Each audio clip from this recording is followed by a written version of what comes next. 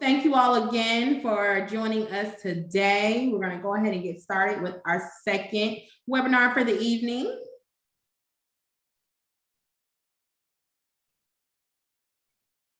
And so we'll go to the next slide for that. So it's all about preschool pre-K, making your voice visible through emergent writing. How excellent is that? And Alicia's going to walk us through some great strategies for doing this and for making our voices visible in this space. Yes, absolutely. Absolutely. We can go to the next slide. Mm-hmm. All right, so a little bit about me. Again, my name is Alicia Grace. I am a birth to 5 facilitator here at the Rollins Center. I have been in education for 6 going on 7 years, and I just have to say I love that I get to focus on language and literacy all day. I've always been a fan of reading and writing, so to be able to help children also learn to read and to find their voice is so important for me. And then on top of that, I absolutely love Disney World, have been a plethora of times. So that is something about myself. I love it. And I am supporting today. I am Crystal Grimes, 25 years plus in the field of early education, and I love it. And I love collaborating not only with Alicia, but also the other passionate experts in the Rollins Center for Language and Literacy. And I enjoy empowering and supporting families with our practical, research-based Cox Campus strategies. And while Alicia is in Disney World, I am going to be at the spa and enjoying quality time with my family. So we love it. We love to have fun. We believe that learning is fun. And so we hope that you will enjoy your time with us today. Yes, yes. And so these are our Cox Campus core values. When you take our courses, when you experience the webinars or trainings, we hope that it is indeed rewarding, empowering. It's connecting. It's a safe space for you to share, grow, and learn. And it's essential because it's rooted again in the research. It is definitely practical strategies that you could take back and use right away. Mm-hmm.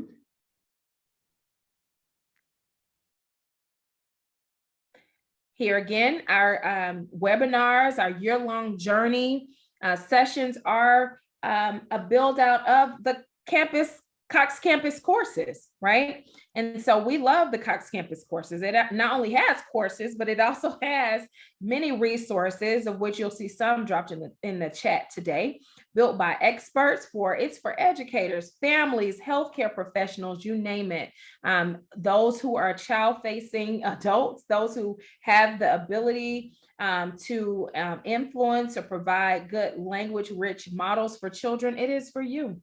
And we're glad that you're here. Please, if you have not already done so, sign up for a Cox Campus membership. It is my favorite price, free 99. Yes, I said it, free 99. And you get to sign up and receive all of those resources right there at your fingertip. So thank you. This is, if you go to www.coxcampus.org, you can sign up right away. And as it's shown on the screen, you can utilize your phone to sign up, or your laptop, whatever device that you have. It is still free and accessible to you. So thank you. Absolutely. Yeah. All right, let's cover some of those learning objectives. So what are we going to learn today? Well, first, we will discuss emergent writing and how it is a part of our 9 essential elements. We will then learn about the characteristics of emergent writing. What does it look like? And then we will reflect on writing stages and the progression of writing styles from preschool to pre-K. And then we will also learn about various types of writing and highlight some example activities. So I hope you leave today with a plethora of information. And again, we have our colleagues dropping great resources in the chat. So definitely, please feel free to click on those and bookmark them for later use.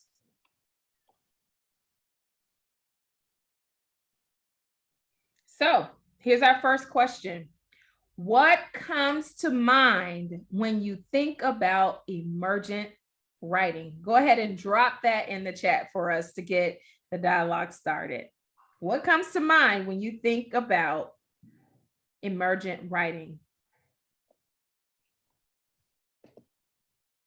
Let's see some of the comments.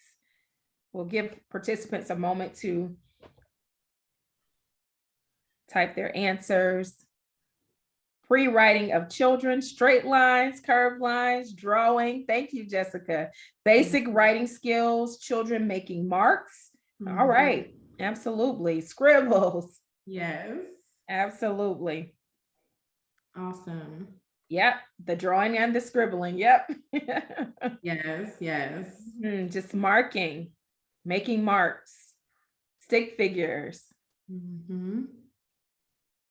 Thank you guys for sharing. Absolutely. More scribbling. Yeah. Yes, yes. All right. So thank you all so much for those different comments in the chat. So what we're going to do is we're going to briefly watch about a minute of this video. It is of Mary actually talking with a group of children doing a small group writing activity. Words? Look at my hands. Okay. See? What words would you like to say? And I'll help you get. Fish. Okay. So remember, rainbow is one word. Rainbow. Fish. What's the next word? Rainbow fish. Did I hear you say rainbow fish is my favorite? My favorite. Okay, is. Let's see, rainbow fish is my favorite book. We figured out how many words in the sentence you want to say, and we have one line for every word. Now, I bet that will make it easier for you to write your sentence about why you think Rainbow Fish is such a good book. Tell me what your writing says. I see you've done lots of writing here. Can you tell me about it? I like when you say so much because he shared I heard you say, I like Rainbow Fish because he shared and he made lots of friends. Now, so where does it say that? Can you point to the words? Awesome. So as we are reflecting on that video, I have a few questions on the next slide that I want us to reflect around, okay? So from that video, what stood out to you? What did you notice? What did the teacher do in that moment with the children? And then another question, how do you support your children's writing in the classroom? So we saw how that teacher supported. But how do you support teachers? How do you support children with their writing in the classroom? And again, feel free to drop it in the chat. I believe you can also raise your hand. If you raise your hand, we can take you off mute for you to share verbally if that's what you prefer. She took her time listening. Yes, absolutely. She did. She listened to what the child had to say. Involving yourself and modeling is another comment. Yes, she modeled how we read. As you notice, she, kind of went left to right, modeling how we read from left to right, how we write from left to right.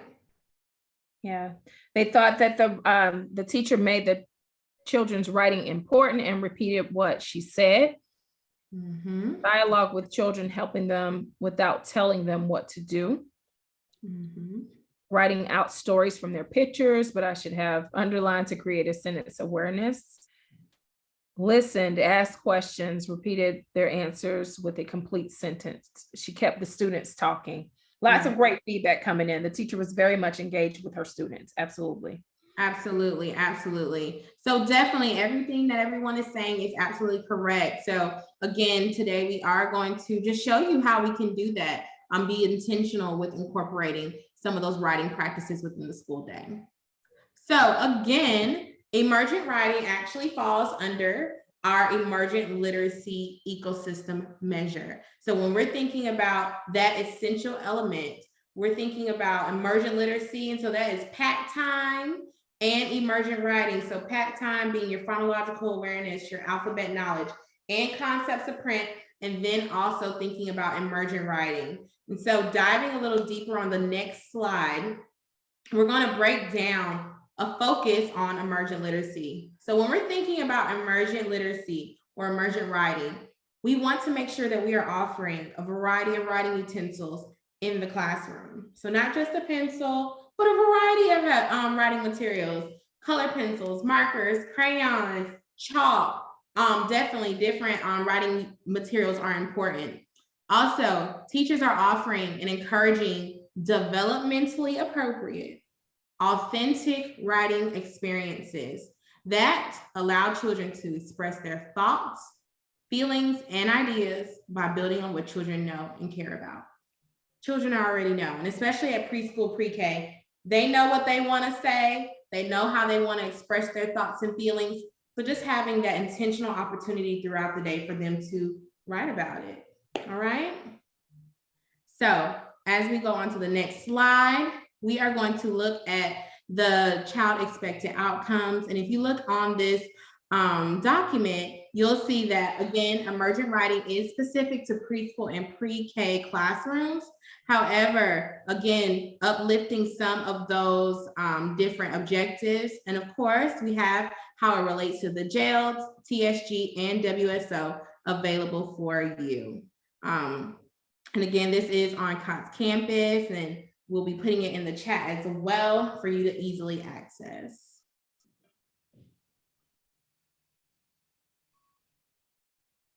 All right, Crystal, you ready? I'm ready, but even better, I think the group is ready. Yes. So we're going to play a little game, everyone, of true or false. And so what we're going to do is we're going to go to the next slide. We are not yet going to click the answer. We're just going to read the answer first, and then we're going to give you an opportunity in the chat to either say if the statement is true or false. But first, I do see someone's hand is raised. Yes, Evelyn.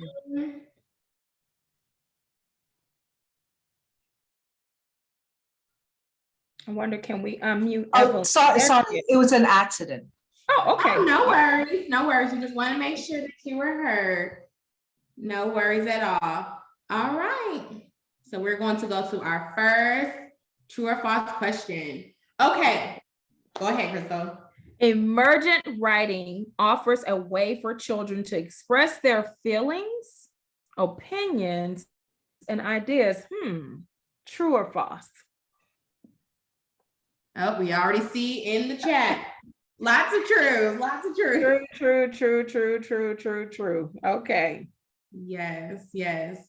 That is true. Absolutely. Emergent writing is a way for children to express their feelings, opinions, and ideas through different writing activities, whether it is writing about what they read about in class, or if they're writing a letter to a parent or guardian, or even creating a party invitation for a friend. Those are different ways that children are able to offer up different types of writing opportunities. So very true. This crowd is on it. Yes, absolutely. All right, we can go to the next question. Emergent writing helps to build children's language and vocabulary. True or false? Yes. Awesome. I see the answer. I love it. I love it. Yes, the answer is true. This is very true. So again, thinking back to different times of the day that we are embedding emergent writing into our lessons, whether it is after a story read or maybe after a morning message, there's lots of opportunities throughout the day for children to hear language, hear those tier 2 words, that's sophisticated vocabulary, and then have opportunities to use and write those words in different emergent writing activities and centers throughout the classroom. So this is true. Very good. We're on a roll with true. Let's see. Emergent writing includes tracing letters and children's names on a worksheet.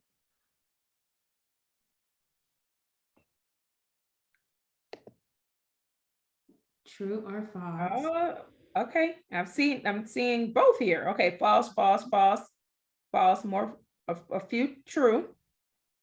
So we have mixed feelings on this one. Mhm. So the answer is actually false. Mhm. So when we're thinking about emergent writing, I know a lot of us grew up maybe tracing letters or writing our name on a worksheet, but it's actually not necessarily developmentally appropriate. There are other ways that offer rich opportunities for children to learn how to write letters and how to write their names that do not include tracing their name on a worksheet or tracing letters. And so definitely we will get deep into that today in our presentation, but thank you so much for playing our true false game. And we're going to head over to the next slide. And so this slide just kind of reiterates some of the things we talked about previously in our game, but emergent writing, some of the things it is, it's a way again for children to express their feelings, opinions, and ideas. It builds language and vocabulary. It reinforces what they've learned through story reads, so those start reads, and pack time. It's an opportunity to practice letter formations. So again, not tracing, but having those opportunities to practice writing those letters. And of course, children have the opportunity to convey, to learn that writing conveys meaning. It tells us something. So very good. That is emergent writing as a whole. We're gonna go on to the next slide. All right, so we're gonna get a little deeper into the writing stages. And so as you see on the left-hand side, we have a continuum of different pictures. And as you see, moving from left to right, there's some different formations. So really quickly in the chat, I just kind of want you to briefly comment on some of the things you notice from the first picture all the way down to the last picture, some differences you see, or just some characteristics of each of those styles that you notice. So what are some things you notice about those 5 images on the left? Let's see what the comments will say. What do you notice? Give everyone a moment to type up their comment. Child progression. Yeah. Mm-hmm. Absolutely. Yeah, progress shows letter formation as they go, forming letters. The hand grip is better. Mm-hmm. Oh, comments are going fast now. Some are scribbling, some are beginning to write letters, went from scribbling to having control in their writing, starts to progress. Absolutely. And I think the main key word that I'm hearing a lot and seeing a lot is progress. And so, yes, it is a stage, different stages. So we're going to go on to the next slide and we're going to break down these stages to learn a little bit more about what each of those look like. Yeah. Starts to progress, combining various forms of letters, progressively getting better, making progress, honors the process. Scribbling is an important step and can't be disregarded. Okay, Katie, thank you. And there's again a resource that Alex dropped in the chat for us. Yes. Yeah. All right. And asking about the input on letter paper used at a young age as well. All right, we can go to the next slide. Thank you. So the first stage. A lot of people said it earlier in the chat, scribbling is your first stage. This is what you might see with the child fresh into preschool. But some of the characteristics of this stage is children understand that writing and drawing are different. So they know that, okay, I'm writing to convey meaning versus I'm drawing a picture maybe based off of something I saw outside. They know the difference. They know that print carries meaning. So even thinking back to concepts of print, we always talk about how print carries a message. So they know that writing carries meaning in this stage. And then they can also tell you what they wrote while they're pointing. How many times have you been around a 3 or 4-year-old and they're able to tell you exactly what they wrote on their paper, but to you it might look like scribbling. So in this stage, these are some of the characteristics you may see. All right, next slide. All right, so in stage 2, we are going from left to right scribbling. So when we're thinking about left to right scribbling, children now know how text should be laid out. Okay, so they know that, okay, text goes from left to right, I write left to right, I write top to bottom. And they don't understand the correlation between number of spoken words and written words. So there might be more words on their paper and they might tap a couple of times on each word, and that word might have a couple of words that go along with it. So they don't understand that correlation between the number of spoken words and written words, but they do understand how print should be laid out.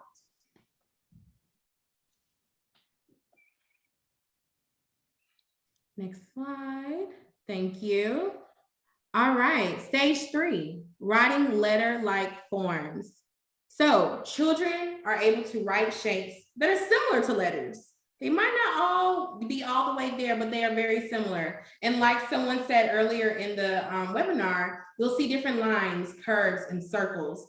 So even if you look at the picture on the left, there are some letter-like characteristics, not necessarily complete formed letters, but very similar, some different shapes that might look like letters.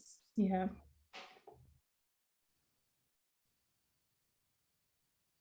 All right, stage 4. This is where they are writing actual letters. So they are using real letters, starting with the ones in their name. So a lot of time we see that children will use the letters they feel comfortable with first. And a lot of times those are the letters that are in their name. So for example, my name is Elisha. I might use a lot of E's in my writing, or I might know how to draw an S. And then I am able to create a string of letters and I'm able to read them. So those letters together, we'll string them together, and those in my mind right now recognize or represent words. And I'm able to read them to you, even though they're not complete words yet. And our last stage is where we're spelling words based off of letter sound. So those letters to prominent phonemes. So each letter represents a word, and children use that one letter to represent either that word or that entire syllable. And so you might see I love mom, dad, ILMD. So in their minds, that each letter represents either a syllable or a word, but again, the letters to prominent phonemes. Yeah. All right, so on the next slide, we're gonna do a quick check. We're gonna see what we learned recently. We're gonna see how much we remember from those 5 different stages. So again, we're gonna ask you to come off mute or drop your answer in the chat, but which stage of writing is this child in? So looking at the picture, the image on the right, which stage would you say this child is in?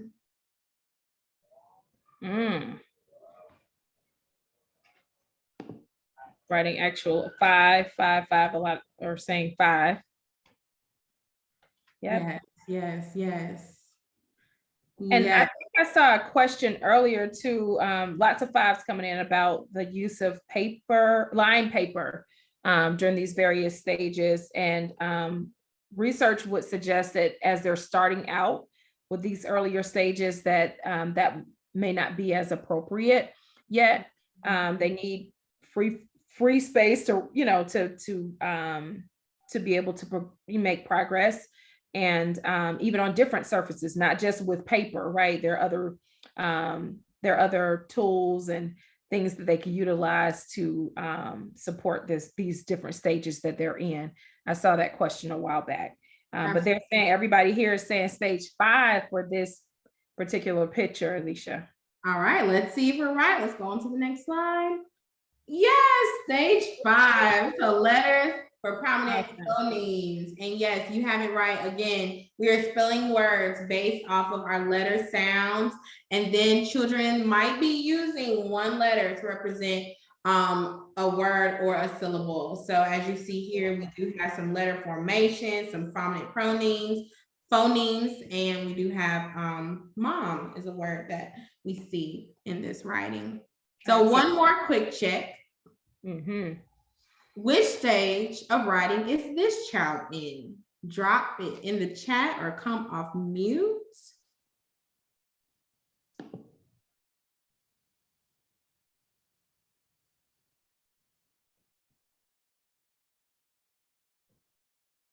Gotcha. Yes. Between 1 and 2 here, of course, Ms. Larson, thank you. Between 1 and 2, stages 1 and 2 here. All right, I see some 1, some 2, some in between 1 and 2. Absolutely, absolutely. Thank you all for sharing, and we'll go to the next. And we are in stage 2 here, so that left to right scribbling. So awesome job, everyone. So yes, at this point, we know that we're scribbling from left to right. So children know how text should be laid out. And we know at this stage, it doesn't necessarily, children don't necessarily understand the correlation between the number of spoken words and written words, but we do know that we're writing left to right and top to bottom. So thank you all for sharing your findings in the chat. Awesome work, everybody. Mm-hmm. And so right here, this is another resource. So again, emergent writing is one of those things that we focus heavily on in our preschool pre-K years. And so different types of writing is what we're going into next. But I just want to also highlight that there is a progression, even stage 1 to stage 5, there's a progression. And so here is one resource that we offer on Cox Campus that kind of breaks down the progression. And if you look at the bottom, it talks a little bit more about those different writing styles. So from the scribbling all the way to letters represent prominent phonemes. But this is our writing implementation plan for pre-K. So again, we have 6 different types of writing, okay? We have writing names, labeling, listing, corresponding with others, expressing opinions and preferences, and expository writing. All right. And so I'm definitely going to be eliciting you all's help in the next couple of slides because I really want to hear what you all are doing in the classroom. I know y'all have some great ideas and we definitely want to share. So we're going to go ahead to the next slide. All right, so the first stage I want to talk about, first type of writing, not the stage, I'm sorry. The first type of writing activity I want to talk about is writing names.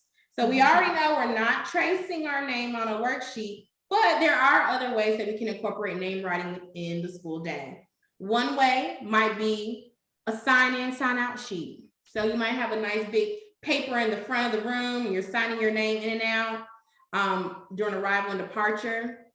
You might write your name next to a specific meal or activity choice of the day. And then you might also write your name on your work to show ownership. Okay, so that is writing names.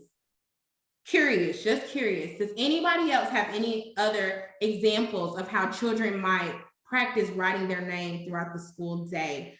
Drop it in the chat or come off mute. Again, we would love to hear how you've seen some of the children in your classroom or at home if you're a parent with writing names.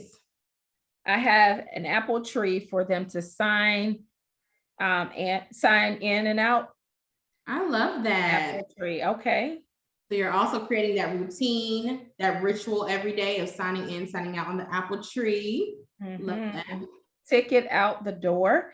I will, if we have some bold participants who want to come off of mute, we would love to hear a little bit more about some of your examples here. They sound so intriguing. Sign their artwork. Okay. Voting on something in the classroom. Awesome. Absolutely. Love that. Exit tickets. Yes. Yes. Thank you all for sharing. Absolutely. Thank you for sharing. Yes. So our next writing activity, oh, sorry, we can go back. Thank you. So our next writing activity is around labeling, okay? So making signs in the block area, that might be one example of how children are labeling, or labeling food items in dramatic play, all right? Might even be labeling different things around the classroom. That might be something that we see children doing. Any other examples that y'all would like to share around labeling that you might be doing in your classroom or that you might see children doing? Again, share your findings in the chat. We would love to hear it. Different ways that your child or class might be labeling throughout the day. Labeling a garden that is planted outside. Thank you, Jessica. Oh, I love that. Braxton's section they would like to go to next. Okay.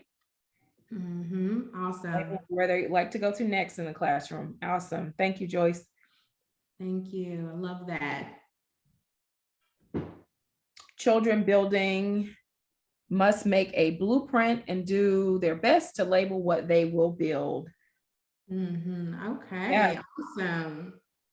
Yes. These are some great ideas. I want to be in y'all's class. Absolutely. And the third activity is around listing. Okay, so when we're thinking about listing, children might decide to write a grocery list. So we might be a dramatic play and we're writing a grocery list of things that we need. We might practice taking orders in a restaurant while playing dramatic play. There's different things that we might list. We might list student names in the classroom, or we might list different activities that we want to go to next. But again, in the chat, please drop any other ideas you may have around listing, some of the things you've noticed that your children do in the classroom around listing. I love hearing you all's ideas. Absolutely. Nancy shared, I think, from labeling, listing, writing list ideas to have the children write their wish list. So for list, wish list for their birthday, the holidays are ideas for gifts to give others, games to play at recess, any ideas for any particular activity. That's awesome. Yes. Okay, wait, it's a lot coming in. I know they're going so fast.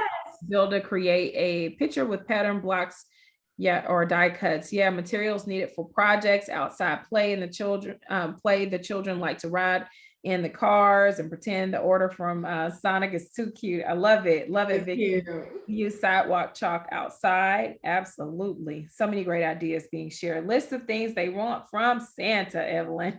Yes. And I see someone has raised their hand. Awesome.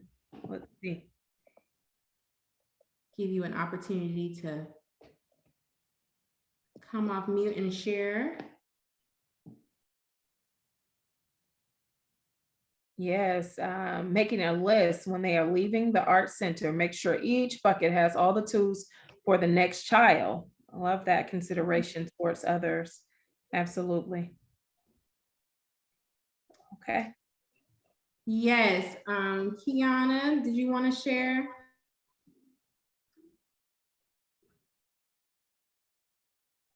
You're on mute if you wanted to share. Okay. No. Oh. Okay. Can you hear me? Yes, we can hear you. Okay, there we go. So for labeling, we do mail day. And the students we have a mailbox and they have to write letters to each other.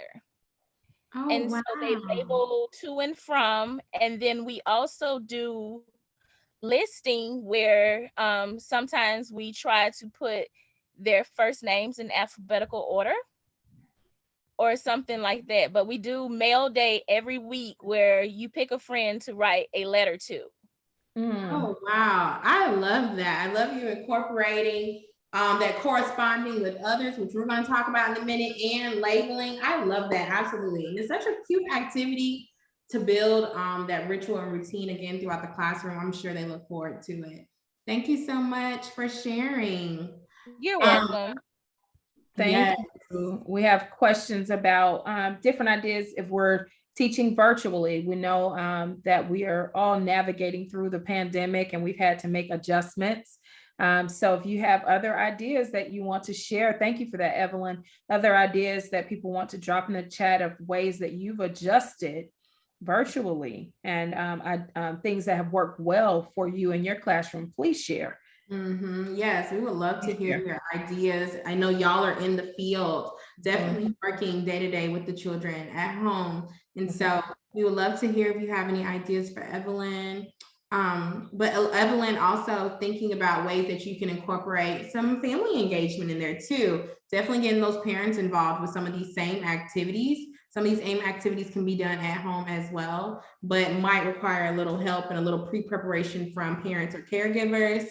Or even maybe thinking about some ways we can do some virtual sign in, sign out activities. I know some technology platforms allow you to actually write using your finger on the, on the whiteboard on like a Zoom or something like that. And so definitely thinking about ways you can try that. Awesome. Awesome, awesome. All right, we can go on to the next slide. You're welcome, Evelyn. All right, so corresponding with others is our next writing activity. And Ms. Kiana already kind of took us there a little bit, but basically this is a place where we can maybe write a letter to a friend or a loved one, or have children create party invitations. So corresponding with others, again, writing a letter to mom or dad or to a caregiver, to a friend that's maybe moved away, party invitations, a letter. So definitely any other ideas that you might see or do in your classroom?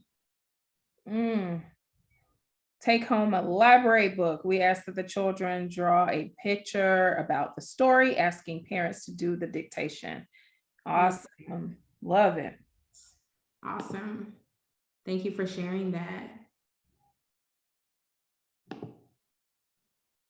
All right, our next stage or our next writing activity is expressing opinions or preferences. So this is where, children are able to write about their likes and dislikes, and they're able to reflect on different events from storybook reads. So now we're thinking about ways that we can connect that start read or that real time to different activities that they do after the read. So thinking about those extension activities. So either they're reflecting on different events from the story or writing about something that's happened in the text. So other examples of how we can express opinions or preferences. Other examples. Y'all giving such great examples so far. So.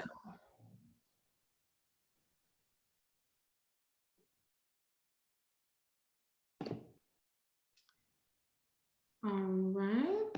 I don't see any just yet, but I will continue. Oh, here we go. Book report showing how many stars they would give the book. Oh, wow. Super cute. Invitations for parents to come to lunch, extending on book thoughts, journaling with children. Absolutely, absolutely. And again, these are such great opportunities to model writing for children, doing these emergent writing activities. And again, this can be doing various times of the day. It doesn't just have to be after a story read, but it can be embedded into different centers and different activities throughout the day. So absolutely. And our last writing activity, our last type of writing activity is around expository writing. So this is where children are able to reflect on those real-time or informational texts, and they are writing about factual information. So they're writing about their home life, events, things that might be happening outside of school, things that might be happening within the school day. So having opportunities to write about, again, those real-time books, those informational texts, and again, factual information. So last time around, I want to know how y'all are incorporating expository writing within the school day. Other ways that you might have your kiddos write about factual information. We would love to hear it. Spring break activities, absolutely.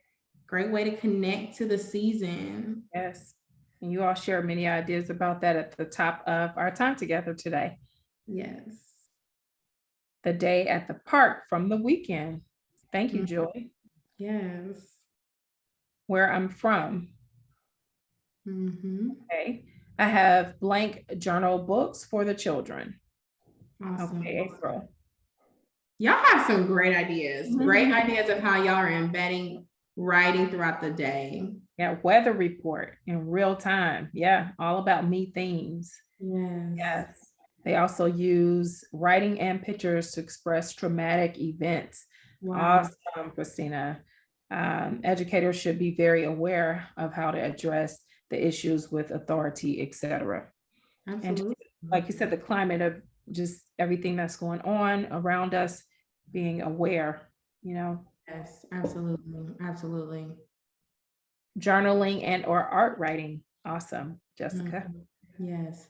Thank you so much, everyone, for putting your thoughts and ideas in the chat. And guys, please feel free to take notes of some of these that stick out to you and incorporate them into your classroom. These are some great ideas. I'm even thinking about different things I can take back. Yeah. Awesome. Writing with a friend and share stories. Yeah. Thank you, Christina. Thank you. Thank you. All right, we're going to go to our next slide. Reading, touching books and coloring, painting, letters. So all right.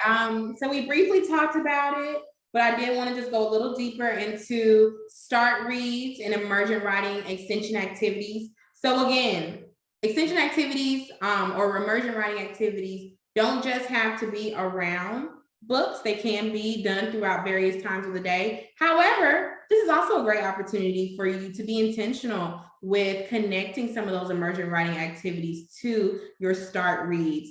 Oh, start is excellent. I'm doing it now on the website.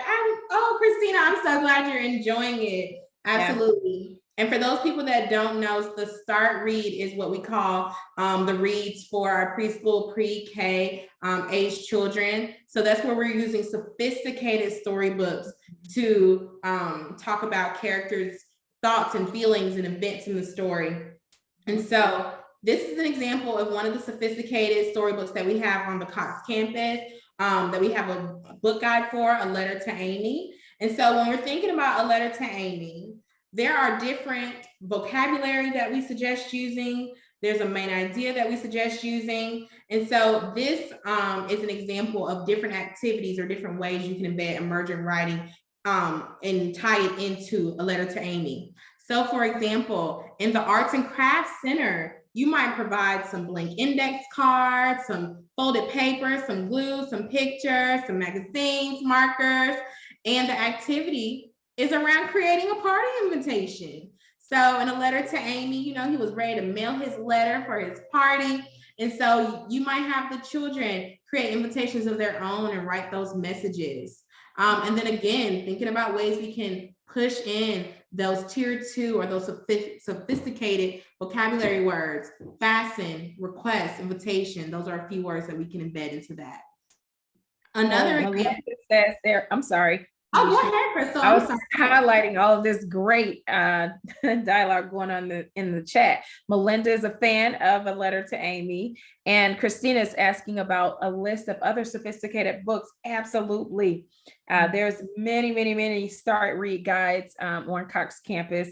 Feel free to jump on, search the resource library. You will find several guides to be able to support your classroom and your work with your children. Thank you, Christina, for that. Yep, you're welcome. You're so welcome.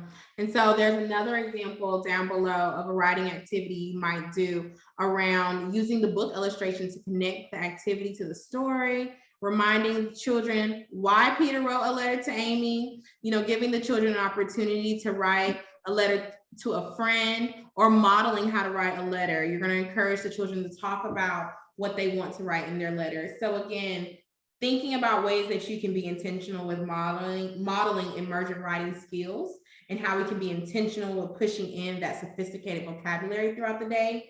And of course, always making those writing materials and utensils accessible to children. Here's another question. Let's reflect. What other emergent writing activities could you include in your classroom? And I know y'all said so many. Yeah. If there's anything else that you thought about or anything that you might even think about taking back to your classroom, drop it in the chat. What are some things that you want to take back to your classroom, or what are some things that you might be thinking about, like, oh, those, lightning bolt moments. some different activities that you might want to include in your classroom. Awesome. And Alex, thank you for dropping the resource right there in the chat for Christina Yes. and others. So feel free to click on the resource and you will see many other start reads, start guides, and books that you could consider for your classrooms. Yeah. Oh, I love it that the students make books, the library books. Yes, absolutely. I love that.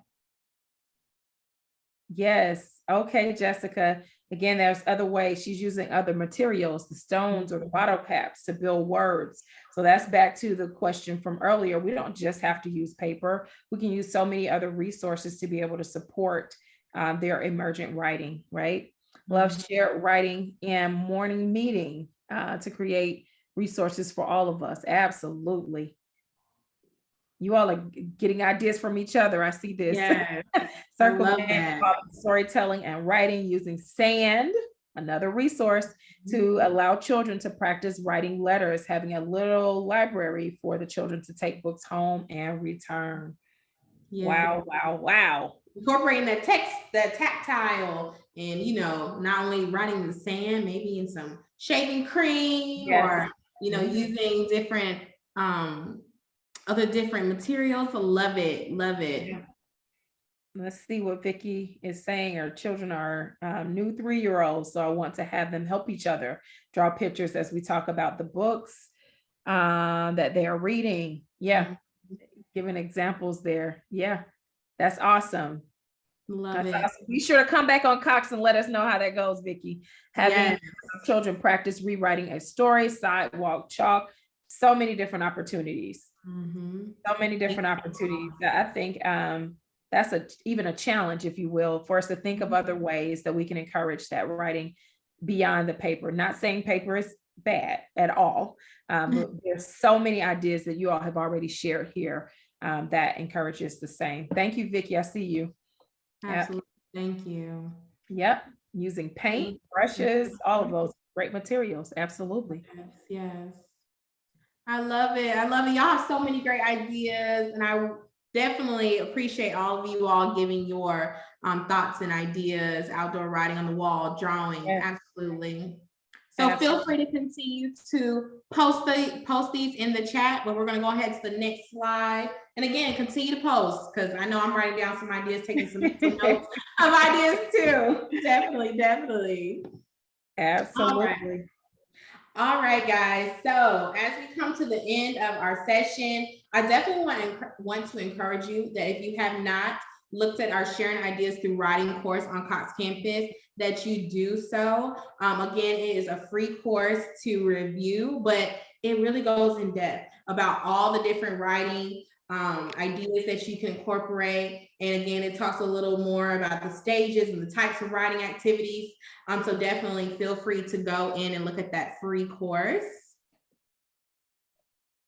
And thank you, Alex, for posting all of those great resources that I talked about and that we talked about today. But again, like Crystal mentioned earlier, please go over to Cox Campus, to the resource library, and there you'll find a plethora of activities, bubble maps, writing, examples of writing activities throughout the day, and book guides, and all sorts of great information and resources that you can use.